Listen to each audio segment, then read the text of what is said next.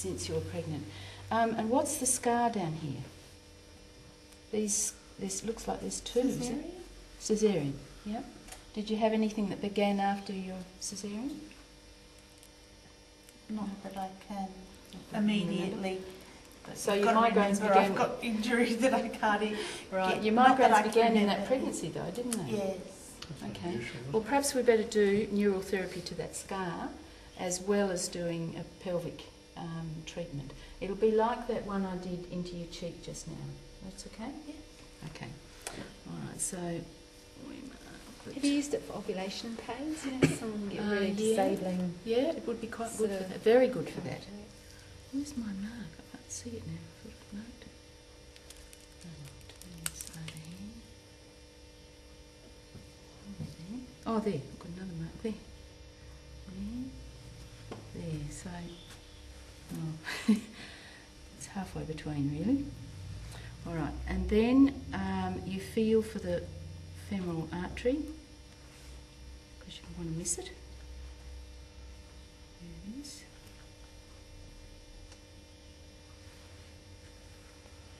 Nice and strong about there. And about there.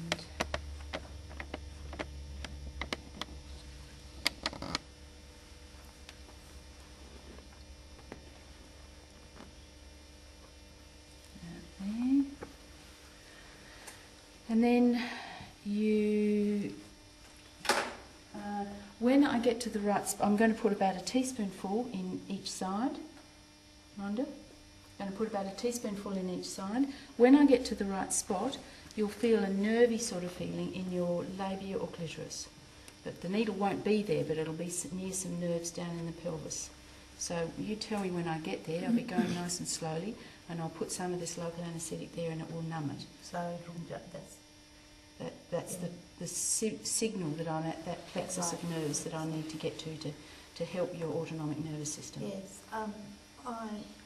I don't have a great deal of sensational feeling in my clitoris, or nothing. Okay. Yeah. Well, if we don't find it, then I'll just guess where it ought to be. But if I can, that's me sort of wondering if I'm not going to be able to help me. I think you will. Well. Okay, so you quite like to feel it. So we come in 2 centimetres in from the femoral artery. Absolutely. And 2 centimetres up, about there. And you're heading down to where the anus would be, if you could see it, which is sort of down there somewhere. All right, so you're heading down this way, and you just go fairly slowly. And when you're a fair way in, usually you come to this spot and the person says, "Oh, yeah, that's it." What do you do? That's it. Well, what is the actual spot? It's what the Germans call Frankenhauser's plexus. So you put a little bit to get it to work. Did you get numbness or anything? No, she felt a pain, and now the pain will have eased a bit. Is that the case? That's not there at all. Okay, so now I can put 4 mils in. Oh, I should have aspirated, shouldn't I? But it was okay. You did. Did I? Yeah, you Good. did it. Okay, and this is just local anaesthetic, remember?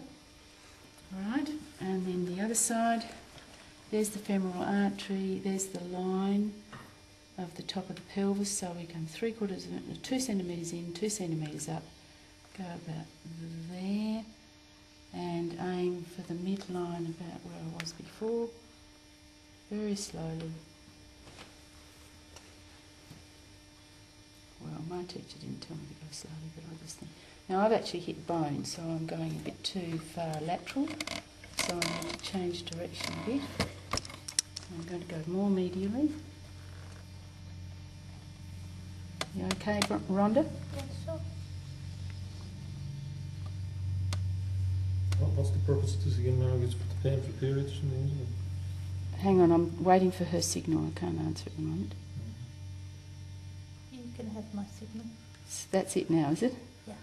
Okay, aspirate, inject a little bit. This was the association of the... So what did you actually feel then when Margaret hit the spot?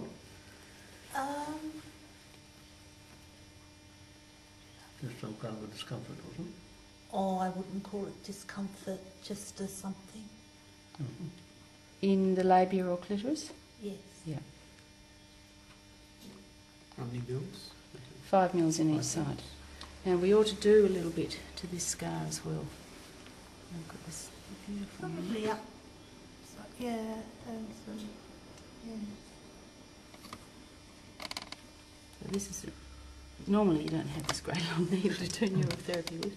We're using 1% lignocaine there? Yeah, 1%. Mm-hmm. So you're just injecting as you withdraw, like that. Oh, I've done half of it. Okay.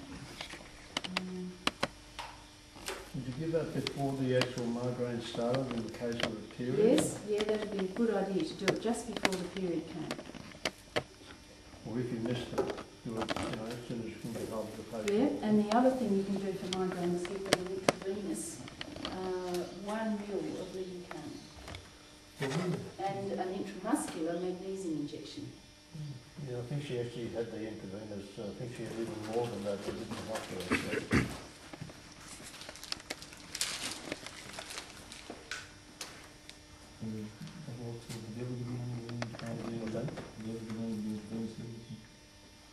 Yeah, she's had the intravenous lidocaine, but we get those like five. I'm on an infusion for 24 hours. Yeah, you can do it.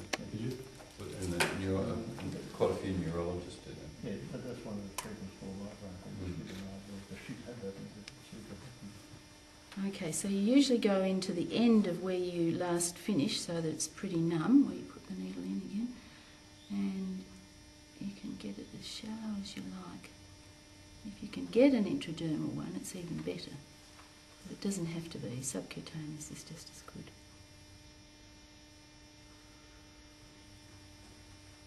There we go. So that's a typical way of doing neural therapy. You just normally you only have a 1-inch needle, so you have to go in say 4 or 5 times. And that pelvic block. She looked at the needle. Well,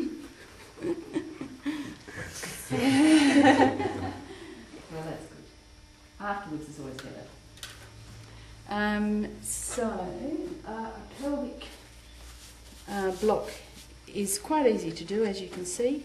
But if you don't hit the right spot the first time, you just pull back to the skin and change your angle a bit. And if after 3 tries you haven't found it, then put it where you think it should be.